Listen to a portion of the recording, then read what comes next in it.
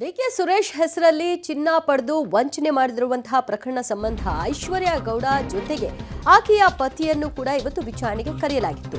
ವಿಚಾರಣೆ ನಡೆಸಿದ ಬಳಿಕ ಅವರನ್ನು ಅರೆಸ್ಟ್ ಸಹ ಮಾಡಿದ್ರು. ವಿಕ್ಟೋರಿಯಾ ಆಸ್ಪತ್ರೆಯಲ್ಲಿ ಇದೀಗ ಆರೋಪಿಗಳ ಮೆಡಿಕಲ್ ಟೆಸ್ಟ್ ಮಾಡಲಾಗಿದ್ದು ಅಂತ್ಯವಾಗಿದೆ. A1 ಐಶ್ವರ್ಯ ಗೌಡ, A2 ಹರೀಶ್ಗೆ ಈಗ ಸದ್ಯ ಅರೆಸ್ಟ್ ಮಾಡಿಕೊಳ್ಳಲಾಗಿದ್ದು ಕೆಲವೇ ಹೊತ್ತುಗಳಲ್ಲಿ ನ್ಯಾಯಾಧೀಶರ ಮುಂದೆ ಅವರನ್ನ ಹಾಜರುಪಡಿಸಲಿದ್ದಾರೆ. ಕೋಟಿ ವಂಚನೆ ಪ್ರಕರಣದಲ್ಲಿ ಈ ಇಬ್ಬರು ಕೂಡ ತಗಲಾಕೊಂಡಿದ್ದಾರೆ. ಮೂರನೇ ಆರೋಪಿ ಈಗಾಗಲೇ ತಲೆಮರೆಸಿಕೊಂಡಿದ್ದಾರೆ. ಅವರ ಒಂದು ಪತ್ತೆಗಾಗಿ ಪೊಲೀಸರು ಕೂಡ ಬಲೆ ಬೀಸಿದ್ದಾರೆ. ಬಟ್ ಅವರು ಸ್ವಿಚ್ ಆಫ್ ಮಾಡ್ಕೊಂಡಿದ್ದಾರೆ, ನಾಟ್ ರೀಚಬಲ್. ಈ ಮಧ್ಯೆ ಐಶ್ವರ್ಯ ಗೌಡ ಮತ್ತು ವನಿತಾ ಐತಾಳ್ ಮುಖಾಮುಖಿ ಕೂರಿಸಿ ಒಂದಷ್ಟು ಹೇಳಿಕೆಗಳನ್ನ ಪೊಲೀಸರು ದಾಖಲು ಮಾಡಿದ್ರು ವಿಚಾರಣೆಯ ಹಂತದಲ್ಲಿ. ಆ ಸಂದರ್ಭದಲ್ಲಿ ಪಡ್ಕೊಂಡದ್ದ 14 kg 660 ಗ್ರಾಂ ಚಿನ್ನ ಹೌದು ಅನ್ನೋ ವಿಷಯವನ್ನ ಬಾಯ್ಬಿಟ್ಟಿದ್ದಾರೆ.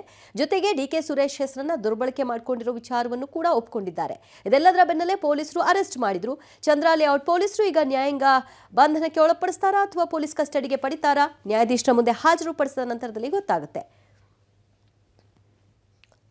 ಮತ್ತಷ್ಟು ಮಾಹಿತಿ ಪಡೆಯೋಣ ನಮ್ಮ ಪ್ರತಿನಿಧಿ ನರಸಿಮೂರ್ತಿಯಿಂದ. ನರಸಿಮೂರ್ತಿ, ಸ್ಯಾಟರ್ಡೆ ಸಂಡೇಸ್ ವೀಕೆಂಡ್ ಸಹಜವಾಗಿ ನ್ಯಾಯಾಲಯದ ರಜೆ ದಿನ. ಸೊ ಇವತ್ತು ಹಾಜರಿ ಸಾಧ್ಯತೆಯನ್ನ ತಳ್ಳ ಹಾಕ್ಬೋದಾ, ಹೇಗೆ?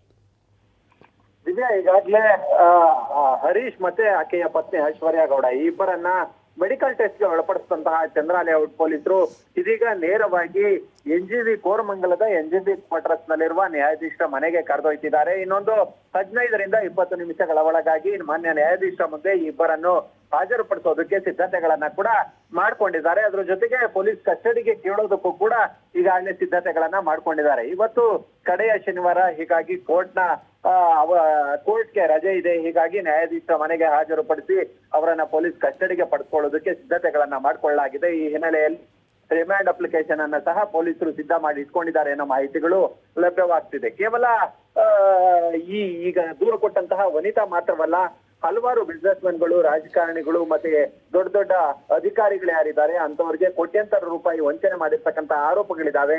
ಹೀಗಾಗಿ ಈಕೆಯನ್ನ ಪೊಲೀಸ್ ಕಸ್ಟಡಿಗೆ ನೀಡಬೇಕು. ಅದ್ರ ಜೊತೆಗೆ ಈಗಾಗಲೇ 14.5 kg ಚಿನ್ನ ಏನಿದೆ, ಆ ಚಿನ್ನದ ಮೂಲವನ್ನ ಪತ್ತೆ ಮಾಡಬೇಕು, ಎಲ್ಲಿಟ್ಟಿದ್ದಾರೆ ಅದನ್ನ ರಿಕವರಿ ಮಾಡಬೇಕು. ಹೀಗಾಗಿ ಪೊಲೀಸ್ ಕಸ್ಟಡಿಗೆ ಕೊಡಿ ಅನ್ನೋ ನಿಟ್ಟಿನಲ್ಲಿ ಕೇಳೋದಕ್ಕೆ ಪೊಲೀಸರು ತಯಾರಿಯನ್ನ ಮಾಡ್ಕೊಂಡಿದ್ದಾರೆ. ಓಕೆ, ಥ್ಯಾಂಕ್ ಯು ಮೂರ್ತಿ ನಿಮ್ಮೆಲ್ಲ ಮಾಹಿತಿಗೆ.